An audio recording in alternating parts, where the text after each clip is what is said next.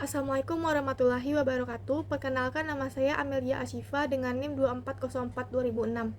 Pada kesempatan kali ini, saya akan mempresentasikan atau memaparkan isi makalah saya yang berjudul Koordinasi Antar Satuan Kerja Pemerintah Daerah dalam Penertiban Parkir Liar dan Pedagang Kaki Lima di Fasilitas Pedestrian guna mewujudkan fungsi tata ruang efektif bagi Kota Padang.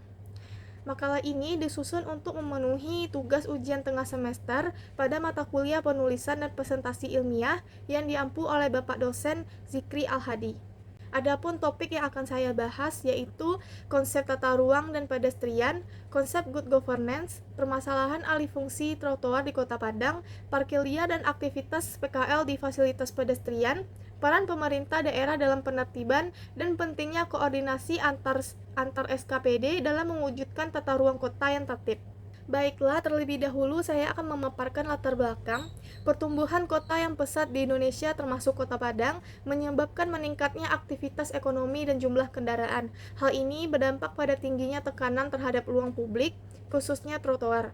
Trotoar yang seharusnya diperuntukkan bagi pejalan kaki justru banyak dialihfungsikan menjadi tempat parkir liar dan lokasi berdagang oleh pedagang kaki lima. Kondisi ini terjadi akibat keterbatasan lahan parkir resmi dan minimnya ruang usaha yang terjangkau bagi sektor informal.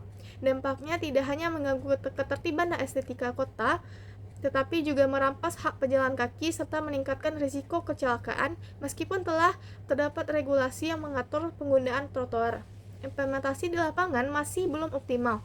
Salah satu penyebab utamanya adalah lemahnya koordinasi antar satuan kerja pemerintah daerah yang memiliki kewenangan terkait. Selanjutnya, kerumusan masalah.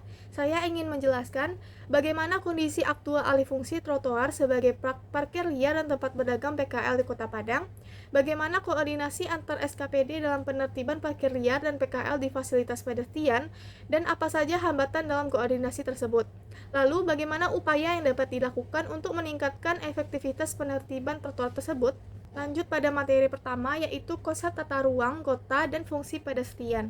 Tata ruang kota merupakan pengelolaan ruang wilayah yang mencakup aspek ekonomi, sosial, dan lingkungan secara berkelanjutan. Salah satu elemen penting dalam tata ruang adalah fasilitas pedestrian atau trotoar. Trotoar tidak hanya berfungsi sebagai jalur pejalan kaki, tetapi juga sebagai bentuk pemenuhan hak masyarakat atas ruang publik yang aman dan nyaman. Fungsi utama trotoar yaitu menjamin keselamatan pejalan kaki, memberikan kenyamanan dan aksesibilitas, mendukung mobilitas masyarakat, dan mencerminkan kualitas tata ruang kota. Selanjutnya ada materi konsep good governance. Good governance merupakan tata kelola pemerintahan yang baik yang melibatkan sinergi antara pemerintah, sektor swasta, dan masyarakat. Dalam konteks penertiban trotoar, prinsip ini sangat penting untuk memastikan kebijakan berjalan secara efektif. Prinsip-prinsip good governance ada partisipasi masyarakat, transparansi, akuntabilitas, efektivitas dan efisiensi, dan penegakan hukum. Penerapan prinsip ini dapat meningkatkan kualitas koordinasi antar instansi pemerintah dalam menangani permasalahan publik. Lalu selanjutnya ada materi kondisi existing alih fungsi trotoar di Kota Padang. Di Kota Padang, alih fungsi trotoar menjadi parkir liar dan tempat berdagang terjadi secara masif, terutama di kawasan pusat kota. Hal ini dipengaruhi oleh pertumbuhan kendaraan yang lebih cepat dibandingkan kapasitas parkir, adanya keterbatasan lahan usaha bagi PKL, dan tingginya aktivitas ekonomi di pusat kota.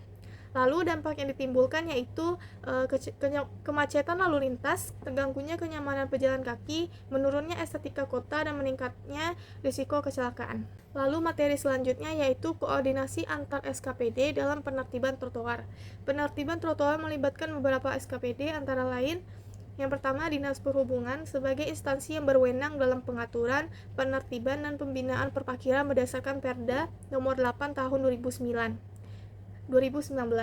Yang kedua, Satuan Polisi Pamungkaja atau Satpol PP sebagai aparat penegak peraturan daerah yang berwenang menindak setiap pelanggaran Perda, termasuk penyalahgunaan trotoar. Yang ketiga, Dinas Pekerjaan Umum dan Perumahan Rakyat atau PUPR sebagai instansi yang bertanggung jawab atas pembangunan dan pemeliharaan infrastruktur jalan termasuk trotoar. Lalu yang terakhir, Dinas Perdagangan atau SKPD yang membidangi urusan PKL sebagai instansi yang berwenang dalam pembinaan, penataan, dan penertiban PKL berdasarkan Perda Nomor 3 Tahun 2014. Lalu materi selanjutnya ada hambatan upaya efektif dalam koordinasi antar SKPD.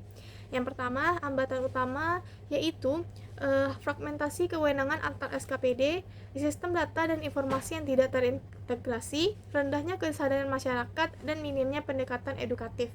Lalu, upaya yang dapat dilakukan yaitu membentuk tim terpadu lintas SKPD, mengadakan koordinasi rutin, mengembangkan sistem monitoring berbasis teknologi, menyediakan lokasi khusus bagi PKL, dan meningkatkan edukasi dan partisipasi masyarakat. Jadi dapat saya simpulkan bahwasannya alih fungsi trotoar menjadi parkir liar dan tempat pedagang PKL merupakan permasalahan kompleks di Kota Padang yang berdampak pada ketertiban, keselamatan, dan kualitas tata ruang kota. Meskipun pemerintah telah memiliki regulasi yang cukup memadai, implementasinya masih belum optimal akibat lemahnya koordinasi antar SKPD. Permasalahan ini tidak hanya bersifat teknis, tapi juga melibatkan aspek sosial dan ekonomi masyarakat. Oleh karena itu, diperlukan pendekatan yang terintegrasi melalui penguatan koordinasi lintas instansi, penerapan prinsip good governance, serta peningkatan kesadaran masyarakat. Jadi dengan demikian, fungsi trotoar sebagai ruang publik yang aman dan nyaman dapat terwujud secara optimal. Sekian pemaparan materi dari saya dan mohon maaf apabila ada kesalahan kata dalam penyampaian materi. Terima kasih atas perhatiannya dan wassalamualaikum warahmatullahi wabarakatuh.